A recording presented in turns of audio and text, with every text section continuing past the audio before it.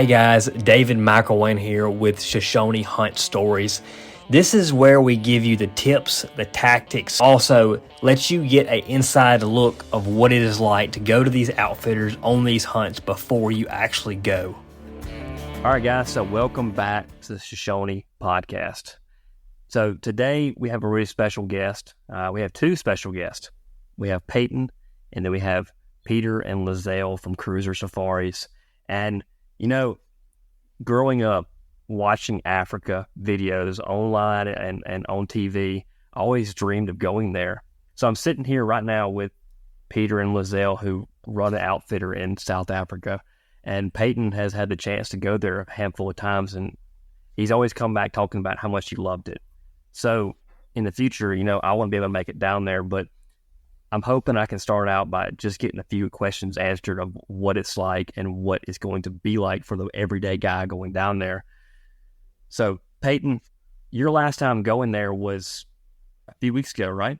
Yeah, just a few weeks ago, and I've been really looking forward to this. I'm excited. Pieter and Lizelle, thank you for joining us on this. We're really excited to have both of you on the podcast. We really are. Peyton, David, thank you very much for the opportunity.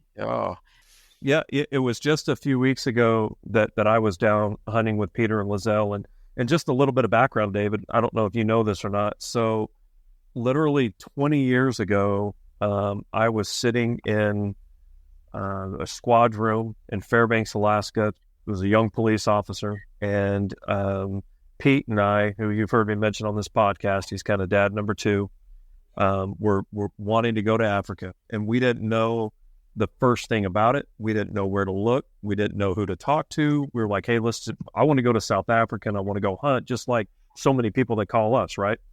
And so I did what anybody else did at the time. I don't know if it was like Netscape or, or whatever the search engine was at the time. It wasn't Google. And literally just kind of started searching for, South African outfitter or something like that, because I didn't know what else to do. And we ran across this outfit called Cruiser Safaris in South Africa 20 years ago. And I remember calling Pete. I remember saying, hey, I think I found a good place for us to go. And, literally 20 years ago, 4 more children ago, Pieter and Lizelle have had more kids. I mean, literally it's been 20 years. And so this year was the 20th anniversary when my wife and I just went with Pete and his son Jason and his wife. It was the 20th anniversary of the first time that we ever hunted with Cruiser, and it was absolutely fantastic. And the truth held. The first impression I had when I got off the truck 20 years ago at the lodge was, this place looks better than it does on the internet. And that certainly holds true with the improvements that have been made. And so that's a little background, David. I don't know if you knew that or not, but that's how it all kind of came to be. Yep. Yeah. So I was curious of how you found them. You said you found them online.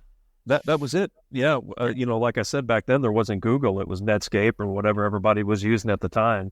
And just like how a lot of people find us, it's online. And of course, It's come a long way since then. And now people can reach out to, people like Shoshone and kind of plan tree for them and stuff. But back then I didn't know who else to call, and ended up with Pieter. Very cool. So Pieter, Lizelle, if you don't mind, kind of give me a brief background of how Cruiser Safari started, or how you guys got your start. Yeah, it goes many years back. I'll just give you a little bit of history where we come from. My father and his 2 brothers, they were big game hunters that went to hunt a lot in Botswana.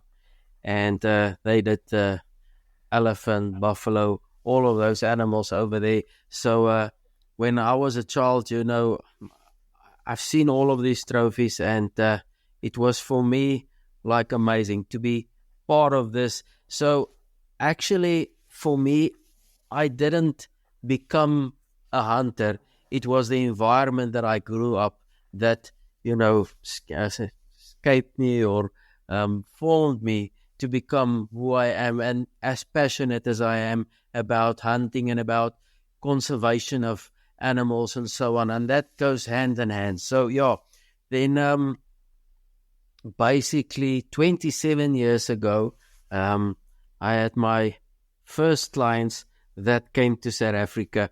And for me, that was a dream come true.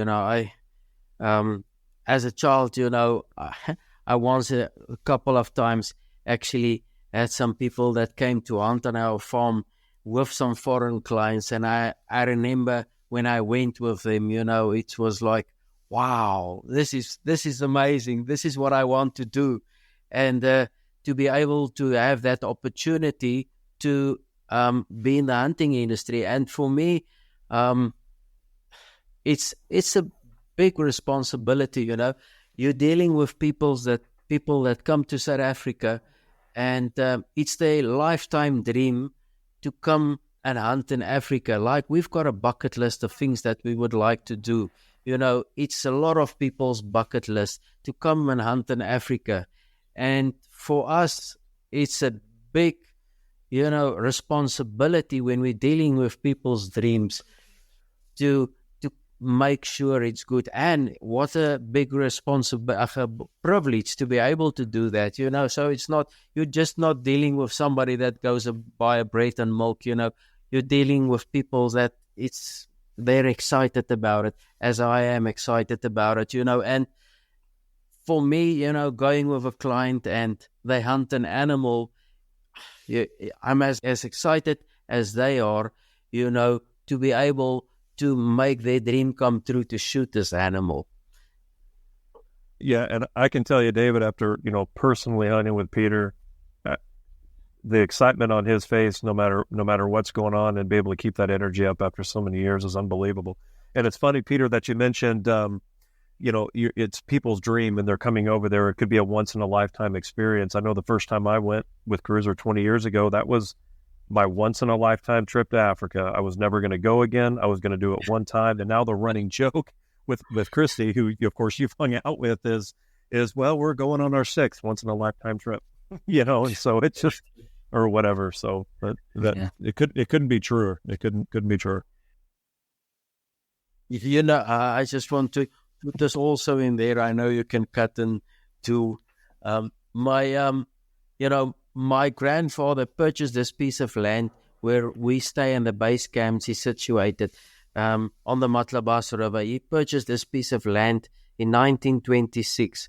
So yes, it's part of who I am. I grew up here. My son is the 4th generation on this farm. So it adds so much more to what we are doing here. Absolutely, it's got a lot of history at your property there. You just walk around and look at the pictures, David, and it's just, you just soak up the history of the place. It's just unbelievable. So that kind of brings me into your next question. So where exactly is Cruiser Safaris located?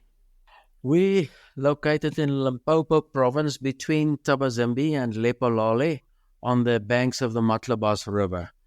So we're about 80 kilometers from Lephalale and 80 kilometers from Tabazimbi, and we're about 40 kilometers from the Botswana border. So we out here in really wild Africa country.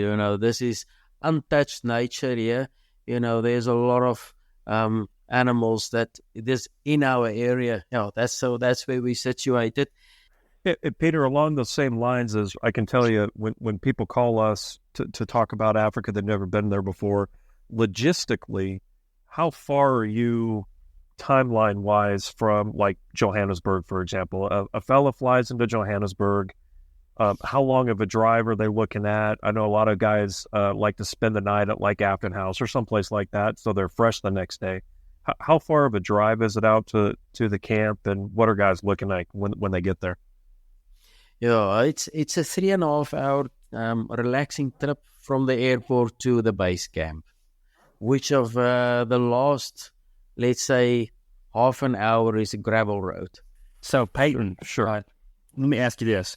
So, logistically from where you live, what is your steps to get to Cruiser Safaris? That's a great question, David, because a lot of first-timers ask that. And Pieter, before I answer that, I got a question for you, too, along the same lines. How many hunters do you think have hunted with you over the years that it's their first time traveling to Africa. Now I realize they might be repeat clients later on, but they've made their first trip. I mean, there were two fellows hunting when we were there a few weeks ago. That was their first trip. That's correct. We're dealing a lot with first-time hunters, and since we started, we had over 1,200 clients that passed through cruiser safaris, and I would say at least half of those, even a little, maybe higher, is first-time hunters. Wow. Yeah. That's why. Yeah. No, I figured it was quite a bit. And David, I mean, logistically, there are so many different ways to get to Johannesburg, which is kind of your jumping off point for a lot of hunts in Southern Africa, whether it's, South Africa, Zimbabwe, all of them. And, from my house, we just fly to Seattle from Boise. That's just an hour. That's no big deal. And then we flew one long flight on Qatar this last trip from Seattle to Doha, then Doha, Johannesburg. That's all it is. It's just 2 flights. I don't even count the first one to Seattle. It's just 2 flights. D, who works, for everybody listening, who works with David and I, he's on his way to South Africa right now, and he flew direct Dallas to Doha, Johannesburg. There's direct flights from Atlanta. Chicago. There's so many different ways to get there on so many different airlines. Usually it just requires 2 major flights to get to Johannesburg. It's very easy logistically to get to that jumping off point in Johannesburg to get to a place like Cruiser. Did not know that. I thought it would take you 10 flights to get over there. No, it did. It really doesn't. There's, between, Delta, Qatar, Emirates, Lufthansa, Pieter, help me out if I'm missing some. I mean, there's some of those major airlines. It's very easy to get to Johannesburg. Not like it used to be. It used to be only, like Delta, South African Airways, and a couple. But now it is. It's very easy, and not expensive. Not expensive if you plan ahead. That's exactly true. If you plan ahead, you can get very, very good deals. And I think there's in the past, traveling has been more difficult, but in these days, it's actually not such a big thing. It's a mindset thing, coming here, a day after, you can be at the base camp in Africa. Yeah. Yeah, I tell everybody, David, it's just part of the adventures getting there. That's all it is. It is. It really is. So, So Pieter, Lizelle, as a guy who's never been, what can I expect to see when I get there as far as animals? There is a big variety of game that we offer. In our area, there is basically most of the species, and on the farms as well, but mostly plains game. Yeah. Pieter, along with what David was saying, what are some of the more popular plains game species that you can hunt at Cruiser that most hunters are looking for? And I can tell you, we've got folks that call us that they don't know what a kudu looks like. They think it's that one big animal with the horns that kind of curl in a corkscrew, right? They don't know. It's just like it'd be like if I started showing flashcards to somebody who had never been there, they wouldn't know what half of them are, literally, until we try to help them with that. What are some of the more popular plains game species that folks are going to see every day and that most hunters target? Yeah, for the first time hunters, most of the people would like to shoot a kudu, gemsbok, wildebeest, impala, warthog, zebra. That's the starter animals that most of the people want to hunt. And then, on the second safari, people are looking at waterbuck, hartebeest, eland, sable. We've got buffalo here. So blazebuck, steenbuck, duiker. And then we've got areas up in the mountains where we've got mountain rietbuck and klipspringer. So, yeah. Whoa, wait. You have klipspringer? Is that... You actually have some? Is that? So I'm David, Pieter, and I chased klipspringer for half of the trip last time that I went, and we saw a bunch. We saw some small ones, but we just couldn't connect. So that's kind of an inside joke. Yeah, those are pretty small, aren't they? Yeah, they're pretty small. They're one of the smaller antelope of the tiny 10.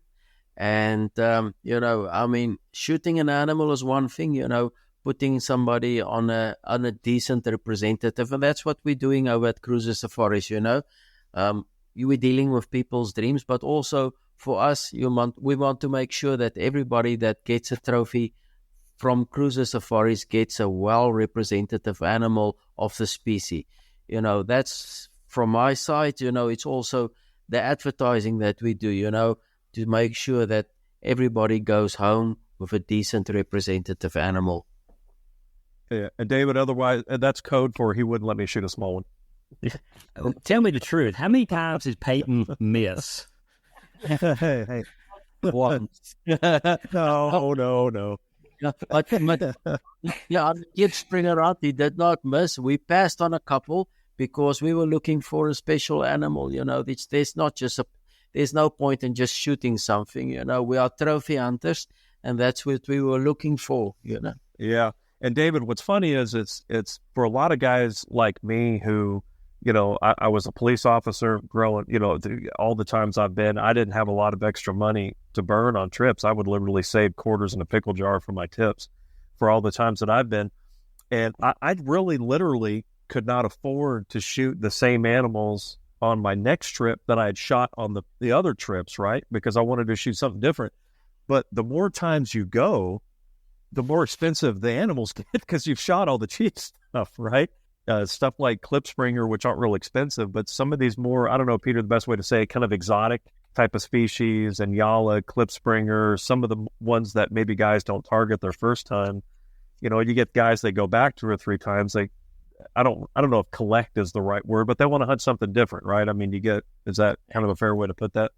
Exactly. You're 100% right, Peyton. And, there's so many different things. We've got the Spiral Quest, which is the Kuru, the Nyala, the Bushbuck, and the Eland.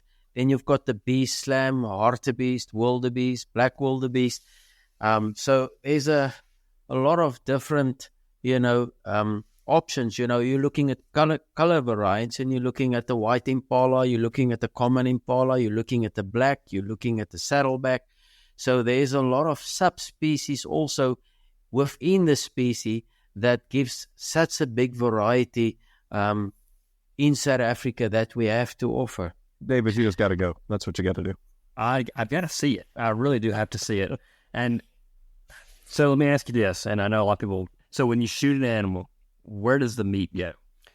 The meat goes, we use some of it in the camp, So, that's part of what the hunters want to experience, to eat what they shoot. So definitely that's the first click that we do to make sure that we keep the best part, and we keep all the tenderloins from what the clients shoot, and we've got our chef Tiny, she prepares them, and then we work on some of the meat, and the other meat, some of it we've got a program that we give people that's disadvantaged some of the meat, and the rest of the meat gets sold, and those people utilize it in different ways.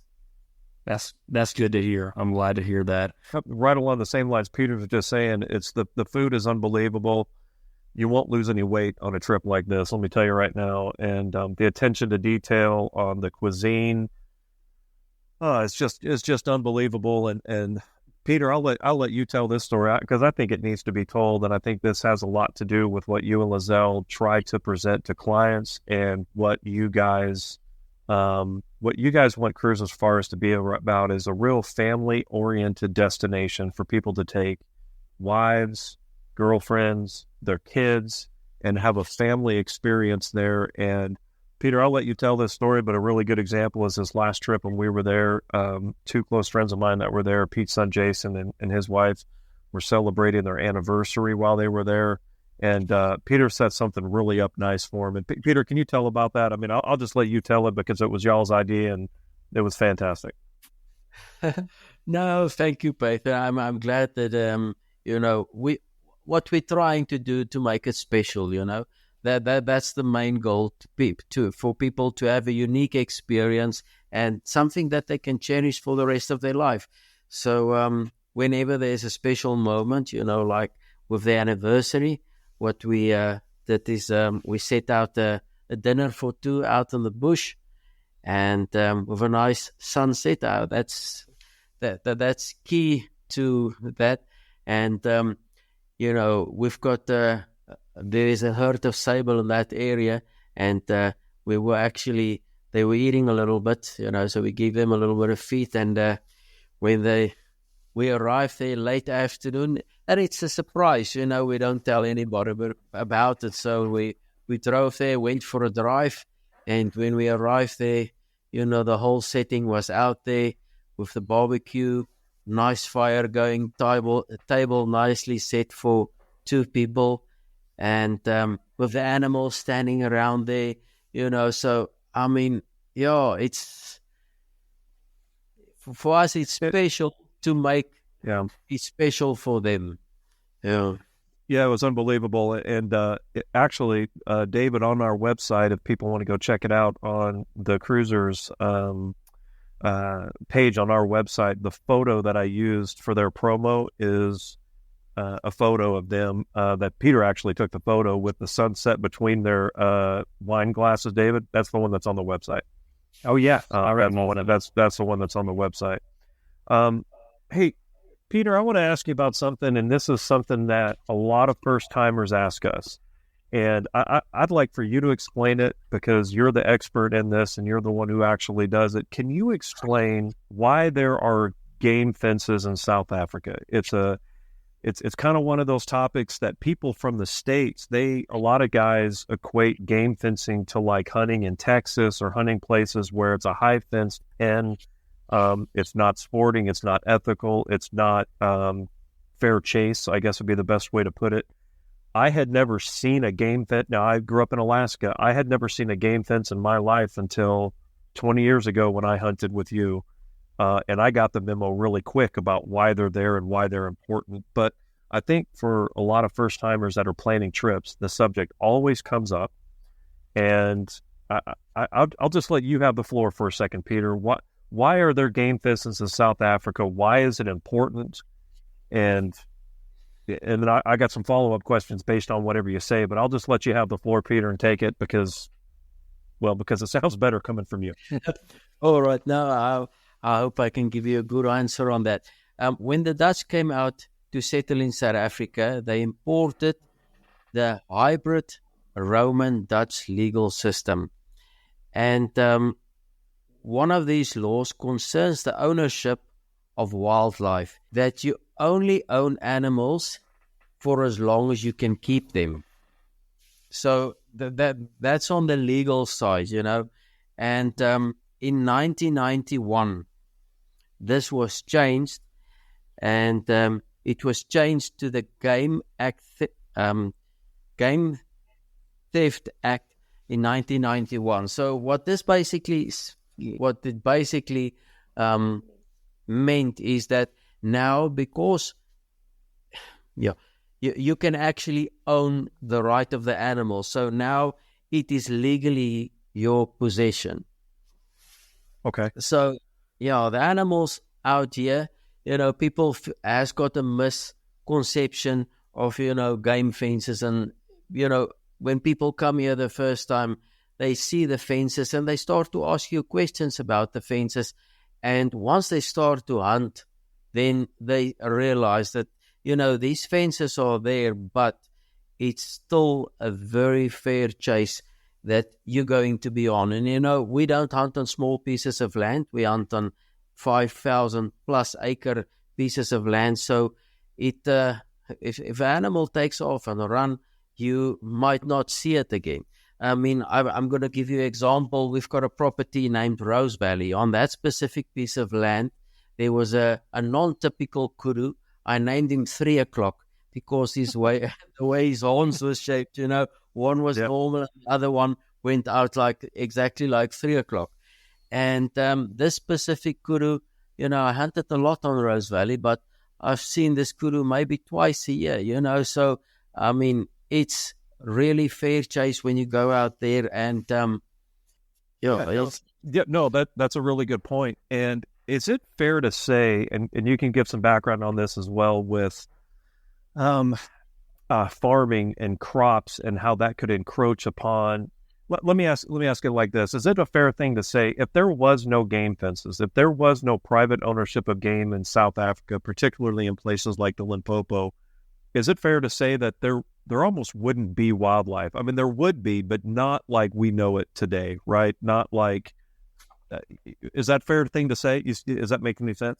You're 100% right. When I was a child, growing up in this area, in the 80s, driving a half an hour from where we stayed to school, there was only 3 game farms. That was it. That were high fence areas. And because of the act that changed in 1991, the value to the animals came significantly more. People fenced up pieces of land and introduced some new species. So not only did the value increase of the animals, but also the variety of game that is in our area also, became more, because there were a lot of species in our area that, went extinct. They died out.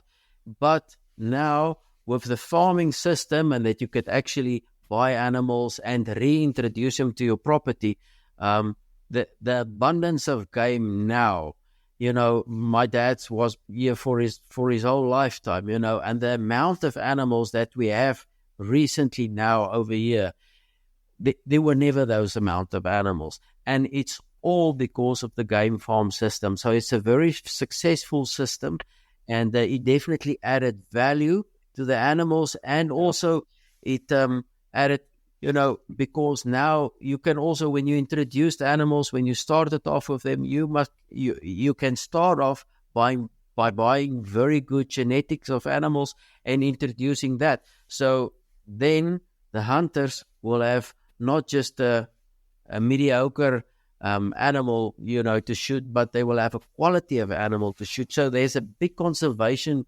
behind that as well.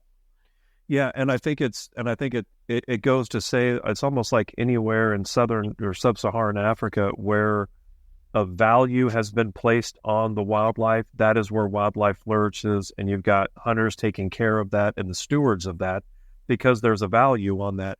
And I mean, there are roughly around between 9,000 and 10,000 hunters travel to South Africa every year to hunt. I know the safari industry in South Africa employs between 70 and 80,000 people. So the value of the wildlife, it trickles down to employment opportunities. Pieter, can you talk a little about that? I know the employment opportunities for locals. You've had people on the farm, and David, this is amazing. We were hunting with a fella on the farm, right, Pieter, that literally grew up there. I mean, they've literally been employed by your family their entire life, and their parents were there. Is that right?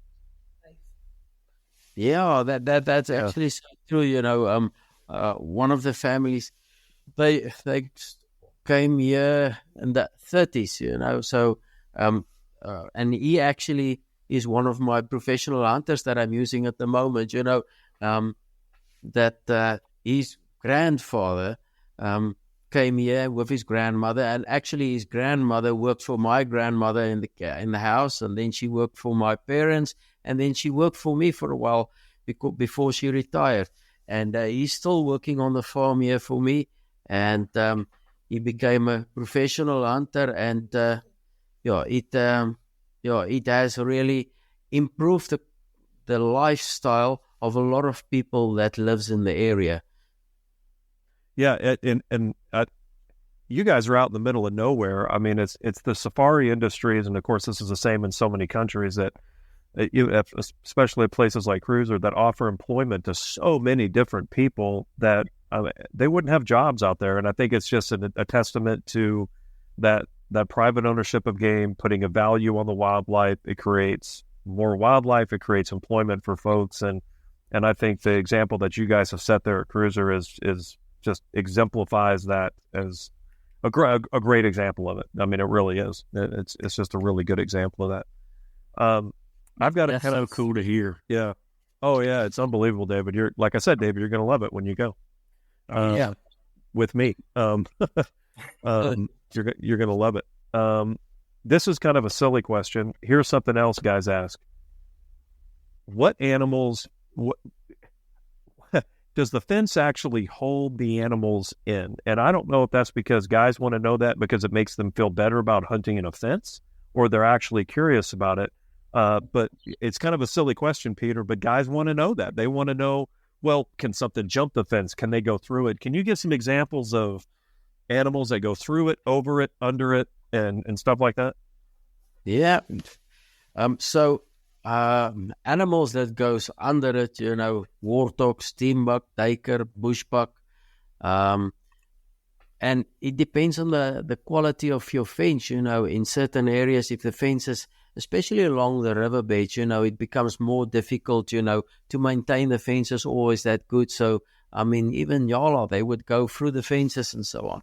So there's a lot of crawling animals, also the predators, we've got some leopard, caracal, cheetahs in the area. Actually, there was a free roaming herd of wild dogs that moved through the area last week. Wow. Yeah, so that's animals that go underneath the fences. And then, you get the baboons and the monkeys, they can go wherever. No fence will hold them in. Yep. And then when animals are really, fighting certain time of the year through the rut, kurus, for example, they go through the fences. You would really have to put up a lot of support and stuff in the fence, and sometimes you can't even hold them in, so they would fight through the fences. Eland, buffalo, if your neighbor's got some buffalo, and some of the species that you hold in, they're going to fight through the fences, and the possibility of them going through the fence is very high, so that's why we always try to maintain the fences very good, because, it's that's your value, that's your investment that's there, so you try to keep it as good as possible. Yeah, and you segued right into something I was going to ask you about, Peter. We get a lot of guys that ask, when is the best time to go? And I know when you mentioned the rut just then, can you kind of talk about, because it's opposite seasons from us, what you can hunt, talk about the seasons. You can hunt there from March till October. Can you kind of talk a little about when the rut hits and when you think the best time is to go versus other times, or if there really is a better time to go? Because the animals are there. But a lot of guys ask that, because here they're so used to hunting the rut. You have to hunt the rut. You got to hunt the whitetail rut or the elk rut or something. And you don't, am I right, David? Like you almost don't hunt animals any other time of the year other than when they're breeding, when they're in the rut on a lot of these different species. But can you kind of hit on that a little bit, Peter? Yes. Like you said, we mostly start in March and we finished in October. And throughout the season, we hunt successfully. I would say, clients coming over here and shoot what they want and go back, I would say we have a 97% result, So people get what they want, whether they come in the beginning of the season, whether they come in the end of the season. What I can tell you is that a lot of times, people has got the perception when they come and hunt here at the end of the season, the game is wild and all the good ones have been taken. And historically, looking back, a lot of the big animals that we hunt, is towards the end of the season, because, then, it's after our winter, leaves is down, your animals are more concentrated around the water holes and so on. It's open, you can see better. And, then you can see those big ones, in the beginning of the season, they hide away, although we get them and we have a good result, but so basically, whether you come in the beginning of the season or at the end of the season, you will have a good result. It's very interesting to come in the rut.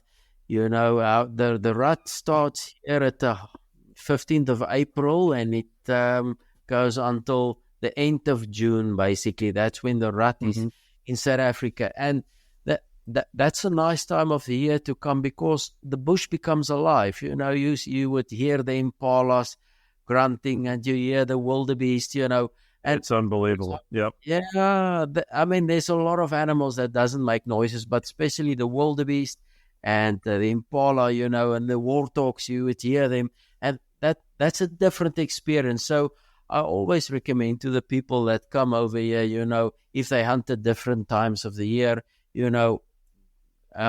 sometime if you want to come back, try to get here in the rut, because it's also a different experience that you need to experience. And, becoming the beginning of the season, the bush is beautiful, it's green, there's a lot of water, the river flows, and then at the end of the season, it's different.